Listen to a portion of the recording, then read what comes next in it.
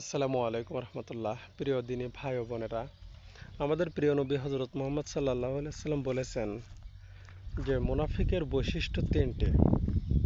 মুনাফিকের প্রথম বৈশিষ্ট্য হলো যখন সে কথা বলে তখন সে মিথ্যা বলে।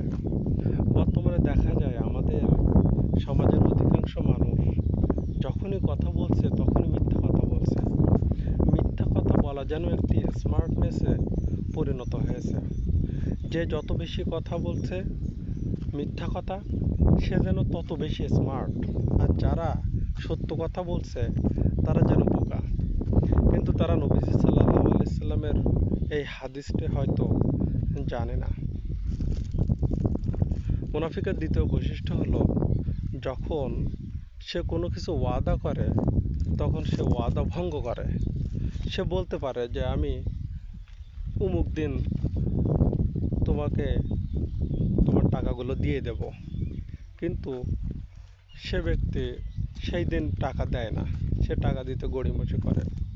হয়তো বলতে পারে যে আমি তোমাকে ওই দিন ওইখানে দাঁড়াবো তোমার জন্য, কিন্তু সে তার কথা রাখে না, সে ওয়াদা ভঙ্গ করে। মুনাফিকের তৃতীয় বৈশিষ্ট্য হলো যখন তার কাছে কোনো কিছু আমানত রাখা হয়, টাকা পয়সা, ধন দৌলত, মান সম্মান, তখন সেই ব্যক্তি আমানতের খেয়ানত করে। আমানত যে রক্ষা করতে হবে তার জন্য সেই খেয়ালই নাই। কিন্তু সে হয়তো জানে না যে মুনাফিক এর বৈশিষ্ট্য তার ভিতরে আছে। মুনাফিকের আরও কিছু বৈশিষ্ট্য নবী সাল্লাল্লাহু আলাইহি ওয়াসাল্লাম আরও কিছু হাদিসের বর্ণনা করেছেন। যেমন মুনাফিকের আরও একটি বৈশিষ্ট্য হলো যখন সে ব্যক্তি মানুষের সাথে ঝগড়া করে তখন সে গালিগালাজ করে।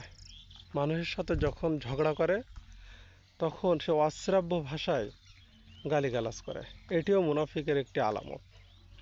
নবী সাল্লাল্লাহু আলাইহি সাল্লামের অন্য আরও কথার মাধ্যমে বোঝা যায় যে নবী সাল্লাল্লাহু আলাইহি সাল্লাম বলেছেন, কোনো ব্যক্তি যদি ফজরের নামাজ এবং এশার নামাজে গাফিলতি করে, সে ব্যক্তির ফজরের নামাজে ঘুম থেকে উঠতে অলসতা করে, নামাজে দেরি করে যায়, এবং এশার নামাজে সে খুবই গাফিলতি করে। নবী সাল্লাল্লাহু আলাইহি সাল্লাম বলেছেন এই দুই নামাজে যারা গাফিলতি করে তাদের ভিতরে মুনাফিকের বৈশিষ্ট্য আছে। এই মুনাফিক জাহান্নামের সর্বনিম্ন স্তরে থাকবে। এজন্য আমাদের এই বৈশিষ্ট্যগুলো পরিত্যাগ করতে হবে। নবী সাল্লাল্লাহু আলাইহি সাল্লাম বলেছেন যে এই ফজরের নামাজ এবং এশার নামাজে যারা গাফিলতি করবে, কিন্তু তারা এই নামাজ কিন্তু পড়ে, কিন্তু আমাদের সমাজে অধিকাংশ মানুষদের দেখা যাচ্ছে তারা নামাজই পড়ে না। তারা 5 ওয়াক্ত নামাজই পড়ে না, হয়তো 1 ওয়াক্ত 2 ওয়াক্ত বা সপ্তাহে যে জুম্মার দিন নামাজ পড়ে। তাহলে তারা মুনাফিক থেকে আরও কোন পর্যায়ে চলে গিয়েছে সেটা আল্লাহ ভালো জানেন। এই জন্য আমাদের এই মুনাফিকের বৈশিষ্ট্য থেকে নিজেদেরকে প্রত্যাহার করতে হবে। মুনাফিকের বৈশিষ্ট্য যেন আমাদের ভিতরে না থাকে সেটা খেয়াল রাখতে হবে। কারণ আল্লাহ তাআলা কোরআন মাজিদে বলেছেন যে মুনাফিকরা থাকবে জাহান্নামের সর্বনিম্ন স্তরে। কাফেরেরা বা অন্য ধর্মের মানুষেরা জাহান্নামে যাবে, কিন্তু তারা জাহান্নামের একেবারে সর্বনিম্ন স্তরে থাকবে না। কিন্তু এই মুনাফিকেরা থাকবে জাহান্নামের সর্বনিম্ন স্তরে। এরা কিন্তু মুসলিম, কিন্তু নামে মুসলিম। এরা সবসময় ইসলাম এবং মুসলিমদের ক্ষতি করার জন্য তৎপর থাকে। এরা যখন ইসলামের কথা বলা হয় তখন ইসলামকে হেয় তুচ্ছ মনে করে। এজন্য আমাদেরকে এই মুনাফিকের চিহ্ন থেকে, মুনাফিকের বৈশিষ্ট্য থেকে আমাদের বাহির হয়ে আসতে হবে। না হলে আমাদের অবস্থান হবে ওই জাহান্নামের সর্বনিম্ন স্তরে। কিন্তু আমরা এই বৈশিষ্ট্যগুলো যদি কোনো ব্যক্তির মাঝে থাকে, তাকে আমরা বলতে পারি না যে তুই মুনাফিক, ওই ব্যক্তি মুনাফিক, এইরকমভাবে আমরা বলতে পারি না। কিন্তু আমরা বলতে পারি যে ওই ব্যক্তির ভিতরে মুনাফিকের চিহ্ন আছে, মুনাফিকের বৈশিষ্ট্য আছে, এতটুকু বলতে পারি। কারণ মুনাফিকের বৈশিষ্ট্য যেন আমাদের মুসলিমদের ভিতরে না থাকে, সেজন্য আল্লাহ নবী সাল্লাল্লাহু সাল্লাম এবং আল্লাহ তাআলা সতর্ক করার জন্য এতগুলো কথা বলেছেন।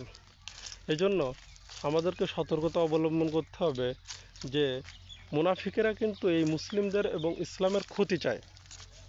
কিন্তু কিছু কিছু মানুষ থাকতে পারে হয়তো অলসতার জন্য এই সকল বৈশিষ্ট্য তাদের ভিতরে থাকতে পারে, কিন্তু আমাদের বলা যাবে না, ইন্ডিভিজুয়ালি কোনো ব্যক্তিকে বলা যাবে না যে তুই মুনাফিক বা ইসলামের শত্রু, এরকম বলা যাবে না।